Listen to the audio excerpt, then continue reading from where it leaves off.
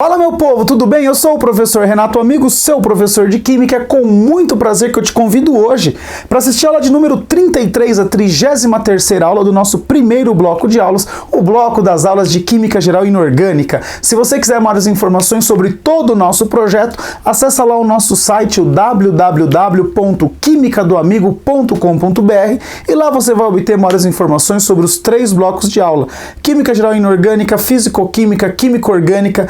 Tem ainda o bloco 4, que são as dicas do amigo, uma série de links interessantes, orientações de estudos e o nosso diferencial, uma série de listas de exercícios, as quais você faz o download gratuitamente no conforto do celular, resolve, compara suas respostas com os nossos gabaritos e, na sequência, numa segunda fase do projeto, a gente posta aqui as videoaulas com as resoluções comentadas para que você possa aprender Química aí de uma maneira completa. Tudo bem? Então seja muito bem-vindo, muito bem-vinda para a nossa primeira de 2 aulas, onde falaremos sobre as forças intermoleculares. Nessa primeira aula, a gente vai falar sobre os tipos de forças intermoleculares. Na segunda aula, a gente vai relacionar essas forças intermoleculares com as propriedades físicas das substâncias. Correto? Por que estudar força intermolecular? Porque força intermolecular é uma continuidade aí do estudo nosso das ligações covalentes. Pois é, a gente viu lá que os compostos iônicos, eles se atraem com muita força, uma atração eletrostática, e grande parte, praticamente a totalidade dos compostos iônicos, são sólidos à temperatura ambiente. Já os compostos covalentes, nós encontramos nos 3 estados físicos a uma mesma temperatura. A gente encontra substância covalente no estado sólido, no estado líquido e no estado gasoso. E por que a gente pode encontrar substâncias unidas pela mesma força intramolecular, que são as ligações químicas, em diferentes estados? É porque a interação entre as moléculas, ou seja, a interação entre um grupo de moléculas, ela é diferente. E é justamente isso que a gente chama de força intermolecular. É o jeito, ou seja, a intensidade de força com que uma molécula atrai a outra. A gente sabe como os átomos se unem. Agora a gente vai aprender como as moléculas se atraem. Correto? E para falar sobre isso, a gente retoma aí a ideia de fases de agregação, ou conhecidos como os estados físicos da matéria.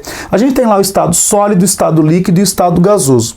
E você sabe que para eu passar do estado sólido para o líquido, ou do líquido para o gasoso, uma das formas é com aquecimento. E o que o aquecimento provoca? Ele vai provocar a fusão aqui, a vaporização, certo? Mas eu não perguntei qual é o nome do tipo de mudança de estado. Isso é muito importante você saber. Mas para essa aula, a gente vai analisar a parte mais interna da matéria. Então, quando eu passo do estado sólido para o estado líquido, o nome do processo é fusão. Mas o que ocorre lá entre as moléculas que compõem a sua substância é que diminui a intensidade da força intermolecular. Então olha só que interessante, diminui a intensidade da força intermolecular. A gente começa o quê? A afastar um pouco as moléculas que compõem aquela sua substância, correto ou não? Aí, estou afastando. Se eu continuar aquecendo esse meu material, o que vai acontecer? Aqui do sólido para o líquido eu diminuí a intensidade, eu afastei um pouco as moléculas. Aqui, o que a gente faz? A gente tem um rompimento das forças intermoleculares. Então a gente vai romper as forças intermoleculares. Por isso que quando a gente estuda o estado gasoso, a gente diz que as moléculas não têm atração umas com as outras. Tanto que uma molécula ela é independente da outra quando a gente vai estudar o estado gasoso. Por quê? Porque na passagem de sólido para o líquido, do líquido para o gasoso, a gente rompeu essas forças intermoleculares. Correto ou não? Tudo bem? Então, estar no estado sólido, no líquido ou no gasoso tem a ver com a força intermolecular que está agindo naquela substância. Perfeito? Bom, galera, então agora eu vou te apresentar os nomes dos principais tipos de força intermolecular, para que nas próximas lousas a gente possa destrinchar um pouquinho eles, correto? Então vamos lá, o primeiro tipo de força a gente chama de dipolo induzido. Na verdade, você vai encontrar assim, ó, dipolo induzido, porque afinal de contas é força intermolecular, então tem que ter duas moléculas. Então, dipolo induzido. Também essa força é conhecida como força de dispersão de London. Então, você vai encontrar também em alguns exercícios forças de London, tá certo? O segundo tipo aqui a gente vai chamar de dipolo permanente, olha lá, ó, dipolo permanente. Certo ou não? Dipolo permanente. Correto? Essas duas forças também são conhecidas, são apelidadas de forças de Van der Waals. Mas você vai ter que diferenciar o que é o dipolo induzido do que é o dipolo permanente. Correto? O terceiro tipo aqui que aparece é a nossa ligação, antigamente conhecida como ponte de hidrogênio. Então, ligação de hidrogênio ou chamada aí antigamente de ponte de hidrogênio. E tem um quarto tipo que na verdade não é uma força intermolecular, porque não trabalha apenas com moléculas, mas é uma atração do tipo íon dipolo. É quando eu tenho uma substância iônica envolvida. Íon dipolo foi cobrado, ele apareceu no Enem de alguns anos atrás. Então é importante a gente trabalhar também esse tipo de força, apesar de não ser, por essência, uma força intermolecular, porque eu tenho aqui um íon participando, correto?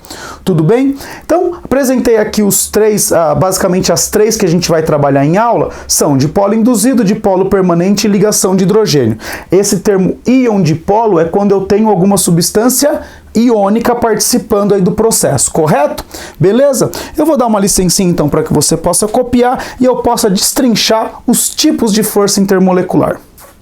Fala galera, voltamos agora com uma lousa nova, onde a gente vai apresentar para vocês as duas primeiras forças, dipolo induzido e dipolo permanente. Então vamos, antes de colocar aqui qual é a condição para que a molécula apresente dipolo induzido, vamos dar uma olhadinha aqui em um exemplo, tá? Eu tenho uma situação onde eu tenho aqui duas moléculas de cloro, Cl2, tá? Eu tenho elas em dois momentos, tá? Aqui elas estão afastadas. O que acontece com essa nuvem eletrônica que está aqui? Vocês concordam que os cloros apresentam a mesma eletronegatividade? Portanto, essa nuvem eletrônica, ela vai estar basicamente muito bem distribuída aqui na minha molécula de Cl2. Porém, essa nuvem não está parada. Todo momento ela está fazendo isso, ó. Ela está se movimentando. Correto ou não? Ela está se movimentando. E nesse movimentar, se essa molécula estiver isolada, esse movimento não tem problema nenhum, não tem influência nenhuma. A nuvem vai para lá, vem para cá, vai para lá, vem para cá, vai para lá, vem para cá, vai para lá, vem para cá, não tem alteração nenhuma. Agora suponha que eu aproxime, como está aqui, duas moléculas de cloro. Imagina que no momento da aproximação, quando essa molécula aqui chegou perto dessa, a nuvem estava assim, ó, mais deslocada para o lado deste átomo de cloro aqui. Então você imagina que naquele movimento da nuvem, ela está mais para lá. Ou seja, a nuvem de elétrons está mais para esse lado aqui. Logo, eu tenho aqui uma carga parcial negativa, concorda comigo? Porque a nuvem de elétrons foi para lá. Então, automaticamente, aqui eu tenho uma carguinha parcial positiva. O que vai acontecer com a nuvem desta substância, dessa molécula, que estava assim bem dividida? Você concorda que esse movimento desta molécula de Cl2, da minha nuvem eletrônica indo para lá, ela vai induzir o movimento dessa? Então, se eu encostar aqui um ladinho positivo, o que vai acontecer? Eu não vou atrair a nuvem eletrônica para cá? Então, olha só o que vai ocorrer. Eu estou atraindo a nuvem eletrônica da outra para cá. Isso aqui vai ficar com um polinho negativo, isso aqui vai ficar com um polinho positivo. Só que essa atração, ela é muito fraca. Por quê? Porque do mesmo modo que a nuvem foi para lá, dali um pouquinho ela vem para cá. Quando ela vier para cá, você concorda que a parte negativa vai estar aqui, e aí eu vou repelir essa nuvem, e aí essa parte negativa vem para cá, e isso vai ficar acontecendo o tempo inteiro? Você concorda que isso aqui não tem intensidade nenhuma considerável? Isso aqui é uma intensidade muito baixa? Concorda comigo ou não?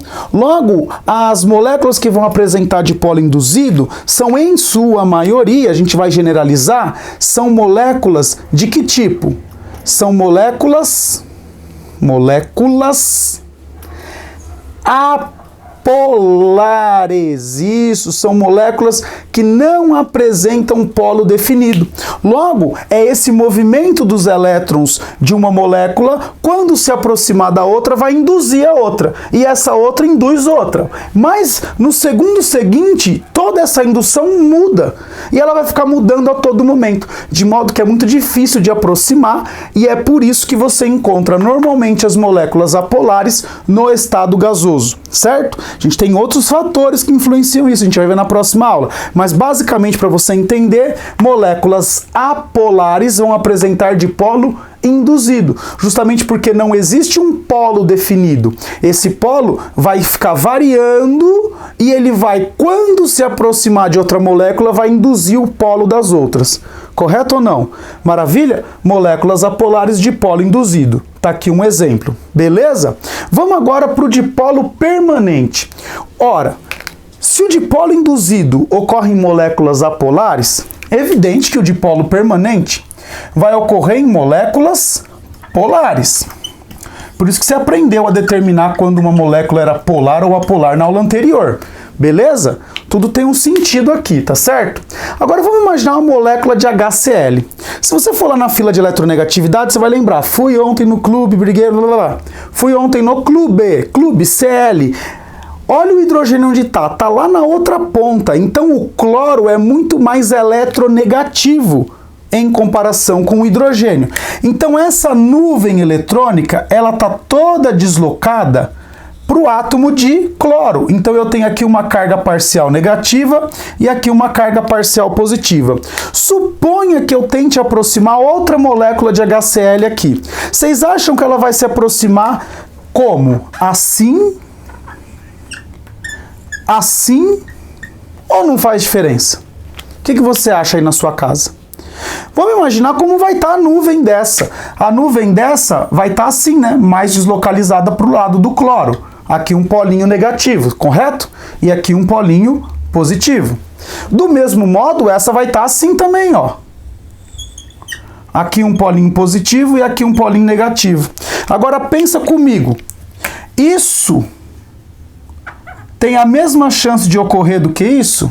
Pensa e responde aí. Você concorda que se eu tentar aproximar um cloro de outro cloro, os dois são negativos, eles vão se repelir? Ao passo que se eu tentar aproximar um cloro de um hidrogênio, eles vão se atrair? Pois é, então o dipolo permanente, diferente do dipolo induzido, as moléculas vão apresentar uma polaridade fixa.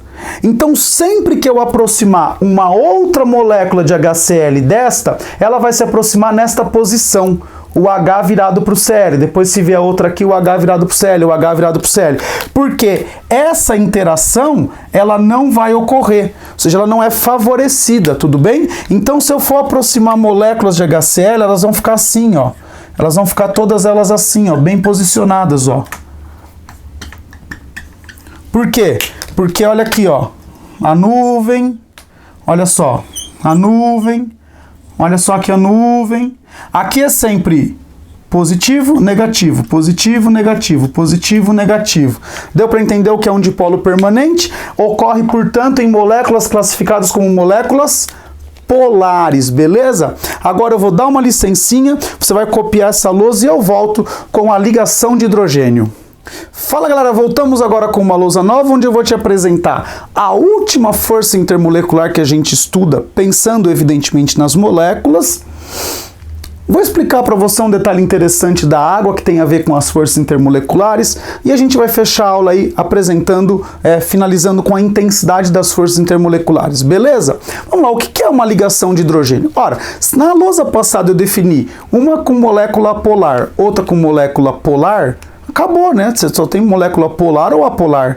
Como definir, então, a ligação ou ponte de hidrogênio? Na verdade, isso aqui é um tipo de dipolo permanente mais intenso. Mais intenso. Então, é um dipolo permanente mais intenso. A gente vai chamar de ligação ou ponte de hidrogênio. A primeira coisa que é obrigado a ter, evidentemente, é um átomo de hidrogênio. É meio óbvio, né? E por que o hidrogênio está interessante aqui, ó? Lembra que na fila de eletronegatividade o hidrogênio estava numa ponta, na ponta de menor eletronegatividade? Ora, onde eu vou ter a maior diferença de eletronegatividade? Concorda que é na outra ponta? Quem são os átomos que estão na outra ponta aqui, ó? Flúor, oxigênio e nitrogênio. O famoso FON, flúor, oxigênio e nitrogênio. Vamos pensar um pouquinho aqui. Eu tenho a molécula de HF e de HCl. Vamos pensar. Eu já mostrei para vocês na lousa passada que o Cl do HCl, ele puxa a nuvem eletrônica, puxa os elétrons do hidrogênio para próximo de si. Logo, aqui eu tenho um polo negativo e aqui eu tenho um polo positivo. Só que o flúor, vocês concordam que ele é mais eletronegativo que o cloro? Então, em termos de nuvem eletrônica, vocês concordam que a nuvem de maior intensidade, ou seja, maior densidade eletrônica, vai estar mais próxima do átomo de flúor? Então, essa diferença na intensidade faz com que eu tenha um novo tipo de interação, uma interação muito mais intensa, que é justamente chamada de ligação ou ponte de hidrogênio. Então, ocorre em moléculas polares, olha só, também ocorre em moléculas polares, porém tem que ter um detalhe a mais aí, ó, moléculas polares que apresentam o hidrogênio ligado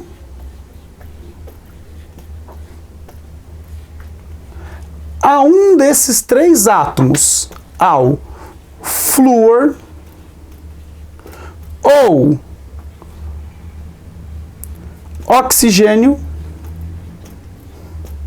ou nitrogênio. Ou seja, o tal do FON. Então, o que é ponte ou ligação de hidrogênio? Quando a força intermolecular vai ser do tipo ligação de hidrogênio? Quando eu tiver hidrogênio ligado ao flúor, hidrogênio ligado ao oxigênio ou hidrogênio ligado ao nitrogênio. É o nosso famoso FON.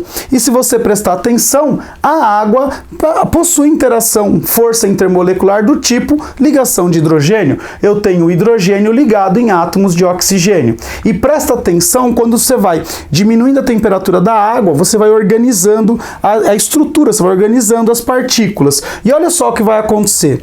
Esse átomo de hidrogênio vai ter uma força intermolecular com um átomo de oxigênio da outra molécula de água, concorda comigo? E o mesmo vai ocorrer aqui, ó, uma força intermolecular do tipo ligação de hidrogênio. E olha só, no momento que eu vou estruturando a minha água no estado sólido, o que vai aparecendo na organização das moléculas? Vai aparecendo aquilo que a gente chama de espaços vazios. Olha só, o que é esse espaços vazios? O que ele faz? Ele faz com que, na solidificação, o volume da água aumente. Logo, a densidade da água diminui. Por isso que o gelo boia. O gelo boia na água por conta da organização das partículas de água no estado sólido oferecerem um volume maior do que essas mesmas partículas no estado líquido. Beleza? Vamos finalizar a aula então apresentando para vocês a intensidade das forças intermoleculares. Qual delas é a menos intensa? É a que ocorre com moléculas apolares. Então a gente vai colocar aqui, ó, a interação dipolo induzido. A dipolo induzido tem uma intensidade menor, ou seja, dipolo induzido é menos intensa do que, evidentemente, a dipolo permanente. Olha lá, dipolo permanente tem uma intensidade aí intermediária. E quem tem a maior intensidade? Quem é a mais intensa? Perfeito, ó, ligação ou ponte de hidrogênio. Certo? Maravilha? Olha só que bacana. Então, olha lá, dipolo induzido é menos intensa que dipolo permanente, menos intensa que ligação de hidrogênio, e a mais intensa de todas são as atrações eletrostáticas que ocorrem nas substâncias iônicas.